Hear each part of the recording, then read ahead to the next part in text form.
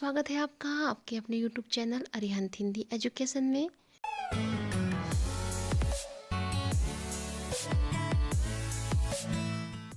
यदि आप मेरे चैनल पे नए हैं तो प्लीज़ मेरे चैनल को सब्सक्राइब करें, लाइक करें, शेयर करें और कमेंट्स भी करें। तो चलिए बढ़ते हैं आज के विषय की ओर। बच्चों, आप लोग कक्षा 9 यूपी बोर्ड हिंदी विषय के अंतर्गत केदारनाथ अग्रवाल जी द्वारा लिखित अच्छा होता कविता का हिंदी व्याख्या देख रहे हैं। तो उस कविता का हिंदी व्याख्या देखने से पहले केदारनाथ अग्रवाल का बहुत ही संक्षिप्त जीवन परिचय देख लें। का जन्म सन 1 अप्रैल 1911 ईस्वी, जन्म स्थान बांदा कमासिन गाँव, पिता श्री हनुमान प्रसाद। इनकी मृत्यु 22 जून सन 2000 ईस्वी और भाषा सरल सहज सीधी ठेठ है। बच्चों, आप लोग केदारनाथ अग्रवाल जी द्वारा लिखा गया कविता अच्छा होता पाठ का हिंदी व्याख्या देख रहे हैं। प्रगतिवादी काव्य के सशक्त हस्ताक्षर श्री केदारनाथ अग्रवाल जी ने इस चर्चित कविता के माध्यम से समाज में अमन, चैन एवं सच्ची मानवता की कामना की है। कवि का ऐसा मानना है कि व्यक्ति को व्यक्ति के सुख दुख में साथ रहना चाहिए, मनुष्य को मनुष्य के कष्ट में भागीदार होना चाहिए। अगर व्यक्ति अपनी नियति को साफ रखेगा, अच्छे आचरण वाला होगा, तो यह समाज एक नई दिशा की तरफ बढ़ेगा। आदमी को ईमानदार होना चाहिए, लोगों से प्रेम करना चाहिए, किसी को ठगी और हिंसा में लिप्त नहीं रहना चाहिए। तभी एक स्वच्छ और स्वस्थ समाज की कल्पना की जा सकती है। इसलिए इंसान को समाज की भलाई के लिए राष्ट्र की उन्नति की ओर अग्रसर होना चाहिए।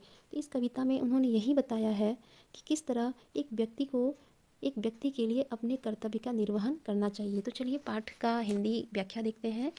अच्छा होता अगर आदमी आदमी के लिए परार्थी पक्का और नियति का सच्चा होता। इसके कठिन शब्द के अर्थ देखिए। परार्थी शब्द का अर्थ होगा दूसरों का हित चाहने वाला, नहीं पर का हित, पर मतलब दूसरा, दूसरे का हित चाहने वाला। नियति, नियति शब्द का अर्थ होगा भाग्य या ईमान। कवि इन पंक्तियों में बता रहे हैं कि मनुष्य को मनुष्य के लिए कैसा होना चाहिए, इसी बात पर ये प्रकाश यहाँ डाल रहे हैं। तो पहले इस कविता का आप संदर्भ देख लीजिए। जब भी आप संदर्भ लिखें तो पाठ परिचय अवश्य दें और शीर्षक जरूर लिखें। तो प्रस्तुत काव्य पंक्तियाँ या प्रस्तुत काव्य अवतरण हमारी पाठ्य पुस्तक हिंदी के काव्य खंड के अच्छा होता शीर्षक कविता से लिया गया है। इसके रचयिता श्री केदारनाथ अग्रवाल जी हैं और यह इनकी कविता जो है अपूर्वा से ली गई है। इसमें इन्होंने मनुष्य को मनुष्य के लिए कैसा होना चाहिए इसी बात पर प्रकाश डाला है। केदारनाथ अग्रवाल जी कहते हैं कि मनुष्य एक सामाजिक प्राणी है और वह समाज में रहता है, लेकिन कितना अच्छा होता कि वह स्वार्थी न होकर सबके लिए, यानी दूसरे लोगों के लिए भी हित चाहने वाला होता। तो यह कितना अच्छा होता है। यानी समाज में जो प्राणी होते हैं वो सभी केवल अपने लिए सोचते हैं, दूसरों के लिए कोई नहीं सोचना चाहता। तो कवि का ऐसा मानना है कि कितना अच्छा होता कि आदमी स्वार्थी न हो करके दूसरों का हित चाहने की भावना लिए होता, परमार्थ करता। स्वार्थ की भावना उसे दूर दूर तक नहीं छूती। न स्वार्थ का चहबच्चा, न दगैल न दागी, न चरित्र का कच्चा होता अच्छा होता। अगर आदमी आदमी के लिए दिलदार दिलेर और हृदय की थाती होता। देखिए बच्चों, ये जो चहबच्चा शब्द है इसका अर्थ होगा खजाना, और दगैल, दगैल शब्द का अर्थ होगा जिसमें कुछ दाग हो। दागी, दागी का अर्थ होगा जिस पर कुछ दाग लगा हो या कलंकित।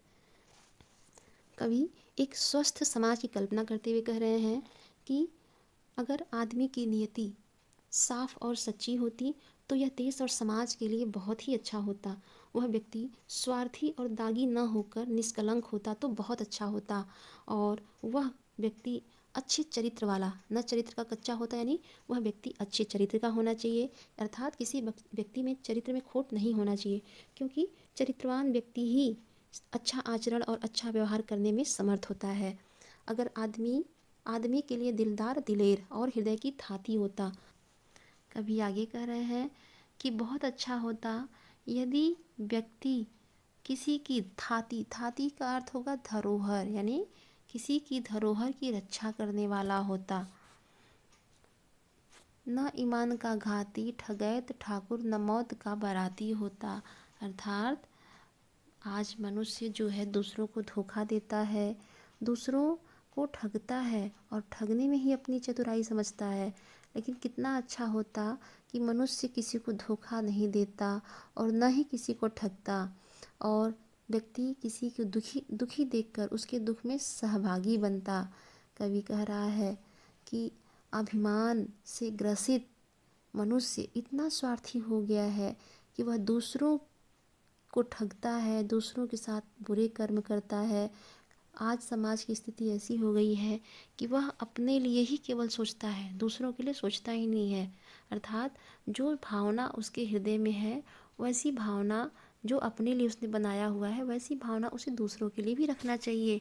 अर्थात कवि का ऐसा मानना है कि मौत का बाराती, यहाँ मौत का बाराती से मतलब है कि व्यक्ति जो है अपने स्वार्थ के लिए आतंकवादी बन जाता है, और जो आतंकवादी होता है वो कहीं ना कहीं दूसरों के लिए हमेशा मरने मारने पर उतारू रहता है। तो कवि का ऐसा मानना है कि कितना अच्छा होता यदि व्यक्ति अभिमान और अहंकार से मुक्त हो जाता और वह आतंकवादी न होता तो बहुत ही अच्छा होता।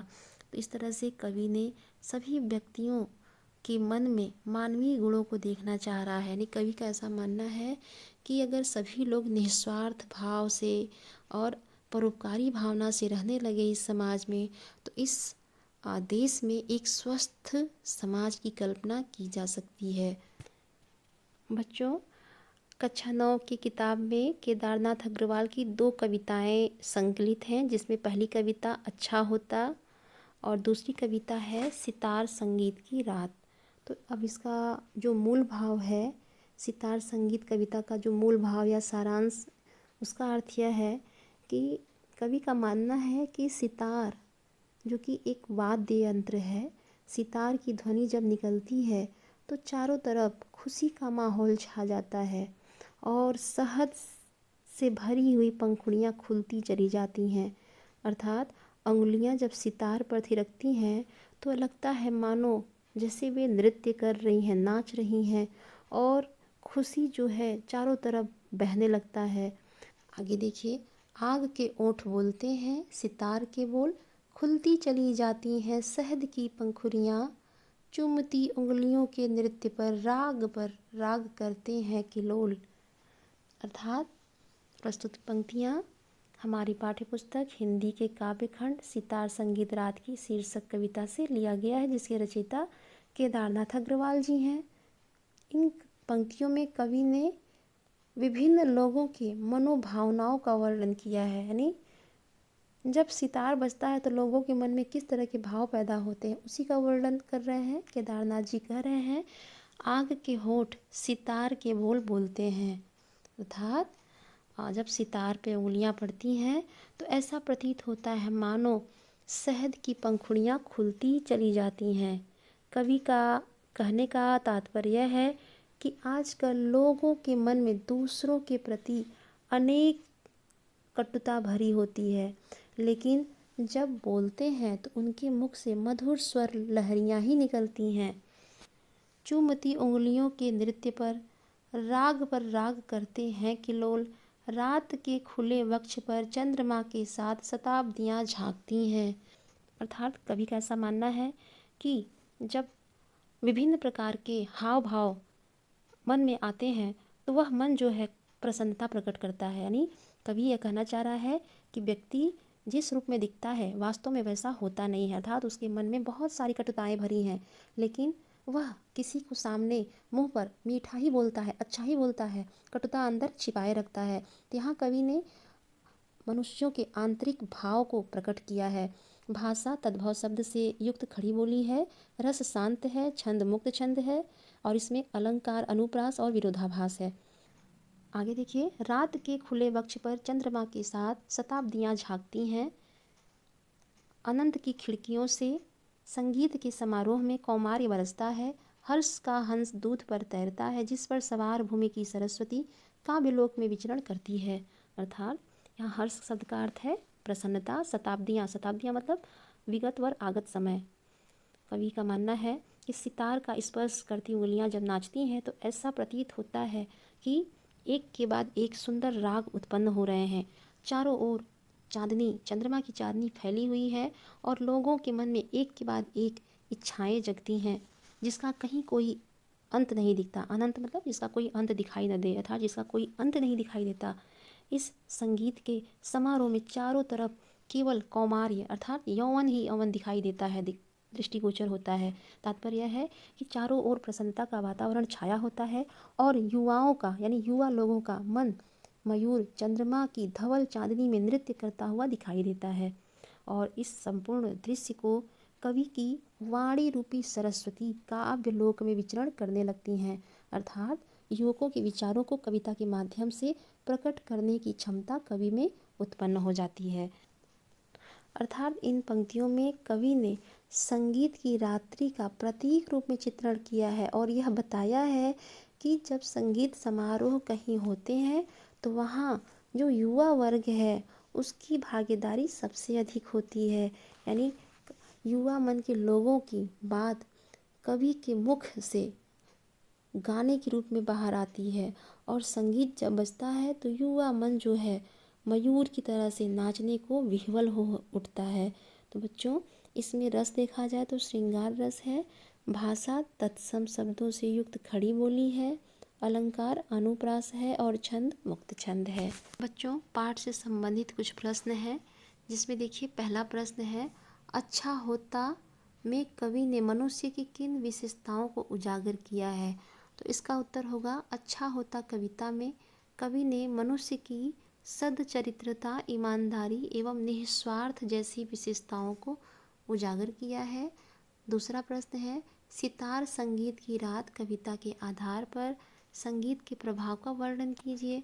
तो उसका उत्तर देखिए इसमें दिया है, सितार के बोल जब बोलते हैं तो शहद से युक्त पंखुड़ियाँ खुल जाती हैं और हर्ष रूपी हंस दूत पर तैरने लगता है, जिस हंस पर सवार होकर सरस्वती काव्य लोक में विचरण करती है। तीसरा प्रश्न देखिए, शहद की पंखुड़ियों से कवि का क्या आशय है? तो शहद की पंखुड़ियों से कवि का आशय है ऐसी पंखुड़ियाँ जो शहद से भरी हुई हैं। शताब्दी अगला प्रश्न देखिए, शताब्दियाँ झांकती हैं कवि के इस कथन में छिपे भाव की व्याख्या कीजिए। तो शताब्दियाँ झांकती हैं का अर्थ ऐसे तथ्य जो बरसों पहले घटित हुए हों उनकी स्पष्ट झांकी झलकती है। हृदय की थाती का आशय समझाइए। तो हृदय की थाती का आशय है हृदय को प्रिय। चरित्र का कच्चा का क्या तात्पर्य है? चरित्र के कच्चे का तात्पर्य है चरित्रहीन। मनुष्य को अच्छे चरित्र वाला होना चाहिए जिससे वह मानवीय आचरण कर सके। कौमार्य बरसता है शब्दों द्वारा कवि क्या बताना चाहता है? तो कौमार्य बरसता है शब्दों द्वारा यह बताना चाह रहा है कि कुंवारापन झलकता है। यानी सितार संगीत की रात में जो लाइन थी कौमार्य बरसता है, तो उसका यही तात्पर्य था कि जब कवि मधुर मीठी तान छेड़ता है और सितार पर उंगलियां फिराता है तो जो युवा मन है उसका कुंवारापन झलकने लगता है। अगला प्रश्न देखिए, मौत का बाराती कहने का क्या तात्पर्य है? तो देखिए बच्चों, यहाँ मौत का बाराती कहने का अर्थ यह है कि जो आज का समाज है वहाँ हिंसा, रक्तपात आदि हो रहे हैं, बेगुनाह लोग मारे जा रहे हैं। कवि को आशंका है कि यह संपूर्ण समाज कहीं मौत का बाराती न बन जाए, अर्थात केवल मारपीट देखता ही न रह जाए। उसके लिए अच्छा करे, अच्छा काम करे, बल्कि दूसरे के लिए सोचे। यानी एक व्यक्ति दूसरे व्यक्ति के लिए जब अच्छा सोचेगा तो यह समाज एक अच्छा समाज बनेगा। तो इसीलिए कवि ने कहा है कि ऐसा ना हो कि बस देखते रह जाएं बाराती की तरह। जिस तरह बारात आती है लोग बारात देखते हैं, वैसे ही कहीं यह भी देखते न रह जाएं। पाठ का व्याख्या और कुछ प्रश्न थे। आज के लिए इतना ही। धन्यवाद।